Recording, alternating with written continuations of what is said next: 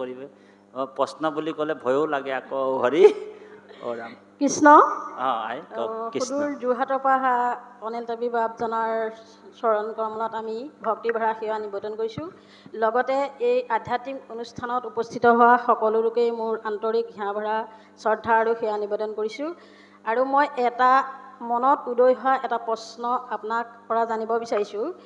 যিহেতু আমি এগৰাকী গৃহিণী হিচাপে আমি কেনেদৰেনো আমাৰ ল'ৰা ছোৱালীক হওক বা আমাৰ পৰিয়ালবৰ্গক কেনেদৰে আমি শুদ্ধ অন্ন প্ৰস্তুত কৰিব লাগে বা কেনেদৰে আমি শুদ্ধ অন্ন যোগেদি কেনেদৰে আমাৰ লাভ হয় মানৱ জীৱনত, সেই বিষয়ে অকণমান চমুকৈ আপোনাৰ পৰা জানিব বিচাৰিছোঁ। যদিও এই অনুষ্ঠানটোত বৰ্তমান সময়ত ভাগৱত ব্যাখ্যাত এই বিষয়টো ওলোৱা নাই বা চৰ্চা হৈ থকা নাই, তথাপিও মই আপোনাক এই সৰু প্ৰশ্ন এটাকে কৰি পেলাই আপোনাক পৰা জানিব বিচাৰোঁ, সেৱা নিবেদন কৰিছোঁ। কৃষ্ণ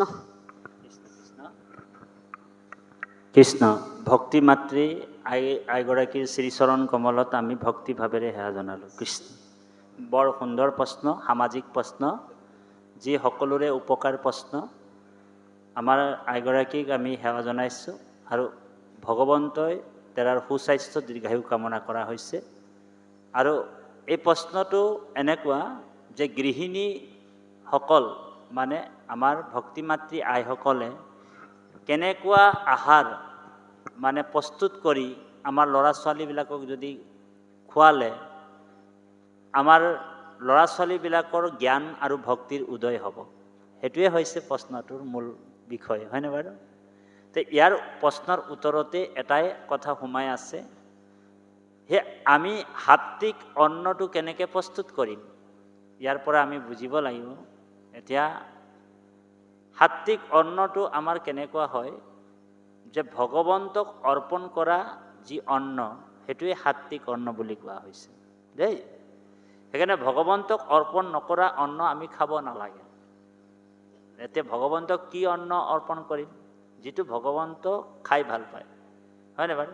এতিয়া ভগৱন্ত মাছ মাংস খায় নেকি? ভাল পায় নেকি? প্ৰশ্ন আহি গ'ল। বোলে ভগৱন্ত যদি মাছ মাংস ভাল পায় তেনেহ'লে মাছ মাংস খুৱাব লাগিব আমি ভগৱানক। তো গতিকে আমাৰ ল'ৰা ছোৱালীবিলাকৰ জ্ঞান বৃদ্ধি হ'ব, আমি সাত্বিক আহাৰ খুৱাব লাগিব। মাছ মাংস খালে যে প্ৰটিন জাতীয় আহাৰ খোৱা হয় আৰু এইটো ডক্টৰেও কয়, কিন্তু সেই প্ৰটিন জাতীয় আহাৰটো আমি সাত্বিক অন্নটো পাওঁ বোলে সেইটো অন্ন কেনেকুৱা অন্ন হ'ব? যেনেকৈ গাখীৰ, হয়নে বাৰু? যেনেকৈ দৈ, যেনেকৈ মাখন আৰু অনেক ফলৰ কথা আছে, যিবিলাক ফল খালে মানে সেই প্ৰটিন, সেই মানে কেলছিয়াম আমি পাওঁ, সেইবিলাক আমি অন্ন ল'ৰা ছোৱালীক খুৱাব লাগিব। আৰু এটা কথা, আজিকালি মানুহবিলাকে ঘৰে ঘৰে কুকুৰ পুহিবলৈ আৰম্ভ কৰিছে। আগৰ মানুহ আমাৰ পিতৃ মাতৃবিলাক গৰু পুহিছিল, গৰুৰ গাখীৰটো আমাৰ ল'ৰা ছোৱালীবিলাকক খুৱাইছিল, হয়নে বাৰু? তেওঁ গৰুৰ গাখীৰ খালে কি হয়? ৰাজহাড়ৰ পাপলৈকে নাইকিয়া হয় বুলি বেদত উল্লেখ কৰিছে।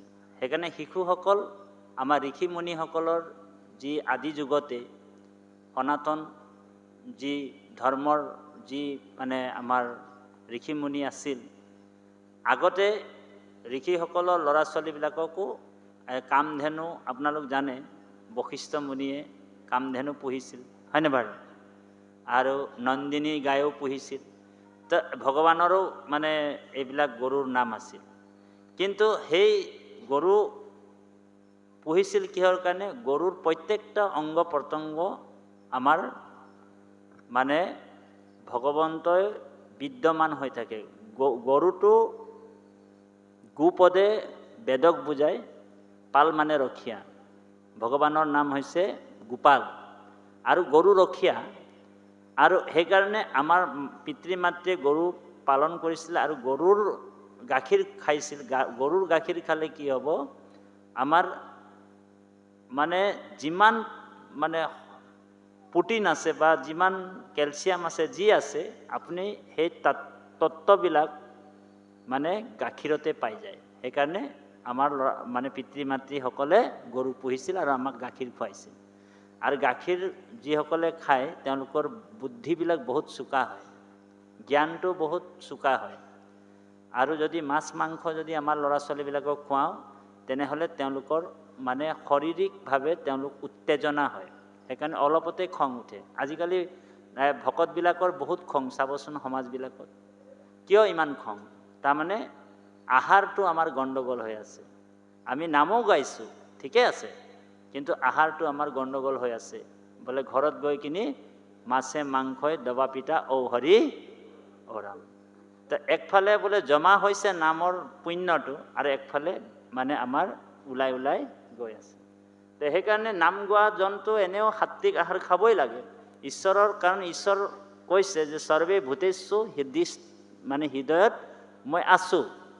সেইকাৰণে আমি সাত্বিক আহাৰ গ্ৰহণ কৰিব লাগিব। এতিয়া বহুতে এইটো কাৰণে মানে সমাজত এই কথাটো কোৱাৰ লগে লগে মানুহৰ মানে অকণমান মানে অলপ আমাক বেয়া পায়, হয়নে বাৰু?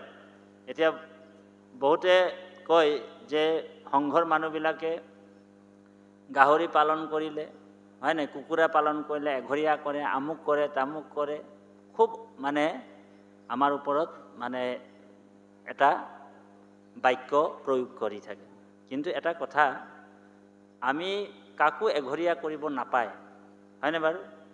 তেওঁৰ জীৱিকাৰ কাৰণে পালন কৰিছে, কৰক, কিন্তু যিটো জীৱ পালন কৰিছে সেই জীৱটো মানে সমাজৰ ফালত সমাজৰ উন্নতি সাধন কৰে নেকি? মানে যদি নকৰে, সমাজৰ যদি ক্ষতি কৰে, সেই জীৱটো আপুনি পালন কৰাৰ পিছত আপুনি সুখেৰে থাকিব পাৰিবনে বাৰু? সেই জীৱটোক আপুনি এতিয়া আপোনাৰ ক্ষতি কৰে নাই? কিছুমান এতিয়া গাহৰি এটা পুহিলে আপুনি গাহৰিটি মেলি দিয়কচোন, কাৰোবাৰ বাৰীত গৈ কিনি কিবা এটা ৰুই থ'লেও ঔ হৰি ঔ ৰাম খাই পেলায়। তো সেইকাৰণে তেওঁৰো ক্ষতি হৈছে, আপোনাৰো ক্ষতি হ'ব।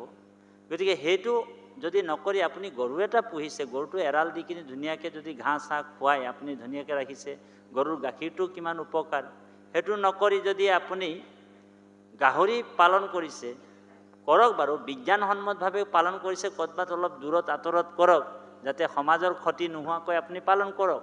সেইটো শ্ৰীমন্ত শংকৰদেৱ নহয়, আমি স্বাৱলম্বীৰ কাৰণে আমি কৰিব লাগিব, হয়নে বাৰু? সেইটো কোনো আমাৰ মানা কৰা নাই। কিন্তু আপুনি যদি ঘৰৰ ওচৰতে যদি মুৰ্গী পুহি লয়, আকৌ মুৰ্গী পুহিছে, ব্ৰইলাৰ ফাৰ্ম বনাই পুহিছে, এতিয়া ব্ৰইলাৰ মুৰ্গীটো পোহকচোন, আপোনালোকৰ ইয়াত একদম পূৰা মাখি হৈ যাব, গোটেইটো আপোনালোক ভাত খাবই নোৱাৰিব, ইমানেই মাখি হৈ যাব। তো এইটো আপোনাৰ সমাজখনকো এইটো মানে কি কৰে, প্ৰভাৱিত কৰে। সেইকাৰণে এই বস্তুবিলাক আমি পুহিবলৈ মানে বাধা কৰে ভকতে, যে তুমি এইটো কাম নকৰিবাচোন।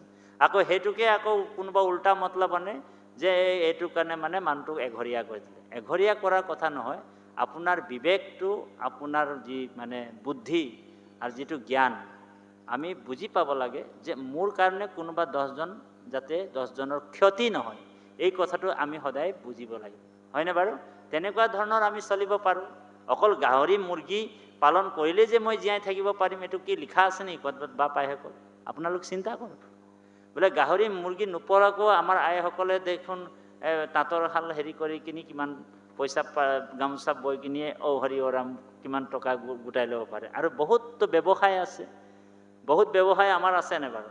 তো গতিকে আমি আহাৰৰ কথাটোৱে ক'ব লাগিব আইৰ প্ৰশ্নৰ উত্তৰত। কিন্তু এইটো আমি কথা কিয় টানি আনিছোঁ, যাতে আমি এই কথাবিলাক লোকৰ যাতে অহিত নহয়, আমাৰ কাৰণে যাতে আনে যাতে 10জনে কষ্ট নাপায়, এই কথাটো আমি চিন্তা কৰিব লাগিব। আমি যেতিয়া ভকত হৈছোঁ দেই, অভকতৰ কথা নকওঁ, অভকতে গাহৰি খায়, মদ খায়, গাহৰিৰ গঁৰালত শুই থাকে, আমাৰতো কোনো আমাৰ দৰকাৰো নাই কোনে কি কৰিছে। কিন্তু আমি ভকত যেতিয়া হৈছোঁ, আমি এখন সমাজত যেতিয়া আছোঁ, এখন ঘৰত যেতিয়া আছোঁ, আমি এটা পৰিয়ালত আছোঁ। শ্ৰীমন্ত শংকৰদেৱ সংঘ হৈছে ধুবুৰীৰ পৰা শদিয়ালৈকে এখন ঘৰ, হয়নে বাৰু? তো ইয়াৰ ওপৰত আমি যিকোনো প্ৰকাৰে আমি মানুহজনক বুজাবলৈ লাগিব। সেই বুজাবলৈ যাওঁতেই মানে এইটো মানে মিডিয়াত ওলাই দিয়ে যে মানুহজনক এঘৰীয়া কৰি দিলে আৰু বোলে শাস্তি দিছে সংঘৰ মানুহবিলাক তেনেকুৱা, আৰু তেওঁলোকে আকৌ মনে মনে গাহৰি খায়, মদ খায় বুলি কৈ দিয়ে। এতিয়া ভকতিটো সেইটো বস্তু নহয় নহয়। আপুনি মদ খাইছে, আপুনি গাহৰি খাইছে, সংঘত থাকি কিবা এটা কৰিছে, সেইটো অকল আপোনাৰ ক্ষতিহে। আপোনাৰ কাৰণে মইতো মৰিব নোৱাৰোঁ ন, পাৰিম জানো? গতিকে এই কথাটো আমি ধ্যান দিব লাগিব যে আপোন শত্ৰু, আপোন মিত্ৰ, আপোন ৰাখে, আপোন মাৰে। নিজে নিজৰ শত্ৰু নিজে নিজকে ৰাখিবও পাৰে, নিজকেও মাৰিব পাৰে। গতিকে নিজৰ শত্ৰু যেতিয়া নিজেই, আপুনি আপোনাৰ শত্ৰু আপুনি আপোনাক ৰাখিব পাৰে, আপুনি আপোনাক প্ৰতিষ্ঠিত কৰিব পাৰে। গতিকে এইখিনি কথা আমি আজি সামাজিকভাৱে আপোনালোকৰ মাজত প্ৰকাশ কৰিলোঁ। বেয়া নাপাব, অকণমান দীঘলীয়া হ'ল। আৰু সাত্বিক আহাৰ আপোনাৰ ল'ৰা ছোৱালীবিলাকক খোৱালে তেওঁলোকৰ কাম, ক্ৰোধ, লোভ, মোহ, দম্ভ, অহংকাৰবিলাক লাহে লাহে নাইকিয়া হ'ব। আৰু যদি সাত্বিক আহাৰ আমি ল'ৰা ছোৱালীক নোখোৱাওঁ, আমাৰ গৃহিণীয়ে যদি ৰন্ধন কৰোঁতে যদি ভগৱন্তৰ নাম লৈ নকৰে, একেবাৰে গালি দি যদি ভাত বনায়, বোলে তেতিয়াহ'লে সেই গালিটোও অন্নটোত সোমাই যাব।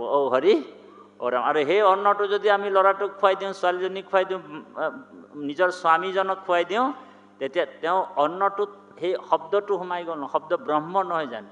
আমাৰ যদি এই বাপকেইজনে যদি ৰন্ধন কৰি আছে, কৰি থাকোঁতে যদি তেওঁলোকৰ খং উঠে, এইফালে হেতা লৰাই আছে, হয়নে? লৰাই থাকোঁতে যদি একদম মানে কিবা এটা কাৰণে বাপ এজনে ক'লে, বাপ দেৰি হৈছেনে, আপুনি অলপ সোনকালে কৰক। মই মোকেই অকল সমাজত তোমালোক প্ৰস্তাৱ কৰি থাকোঁ, মই অকল ৰান্ধি থাকিম নেকি তহঁতৰ কাৰণে? চেচেই। বুজি পাইছেনে? তো এই শব্দ গৈ কিনি তাত সোমাই গ'ল। আৰু এই অন্নটো যদি আমি খাওঁ, যিটো পুণ্য তেওঁ পাব আছিলে সেইটোও হৰি হয়। সেইকাৰণে বাপাইসকল প্ৰত্যেকটা বস্তু ভাগৱত আমাৰ গোটেই কৰ্ম জীৱনটো আৰু লগতে সামাজিক জীৱন সকলো বস্তুৱে ভাগৱতত আছে দেই বাপাইসকল। গতিকে আমি আইগৰাকীক সেৱা জনাইছোঁ। আপুনি প্ৰশ্নটোৰ অলপ মনপুত হৈছেনে? অকণমান ঘূৰাই দিয়কচোন। আপুনি প্ৰশ্নটোৰ অকণমান মনপুত হৈছেনে? আন্তৰিকৰ পৰা, হৃদয়ৰ পৰা কওক। হয়নে? কৃষ্ণ কৃষ্ণ। তেতিয়াহ'লে আমি বাপজনক আগবাঢ়িবলৈ কৈছোঁ। মানে ইয়াতে আমি ৰাখিছোঁ, গাড়ীৰ পিছফালে লিখা থাকে আকৌ আহিম। কেতিয়াবা আহিলে বাৰু ভালকৈ আৰু কথাবিলাক আলোচনা কৰিম। বহুত দূৰলৈ যাব লাগিব, কাইলৈ ডিব্ৰুগড়ত আলোচনা আছে আমাৰ ভাগৱতৰ। সেইকাৰণে আমি আপোনালোকৰ পৰা বিদায় ল'ব লাগিব। আৰু যদি ভগৱন্তই কৃপা কৰে তেতিয়াহ'লে আকৌ আপোনালোকৰ মাজত আহিম।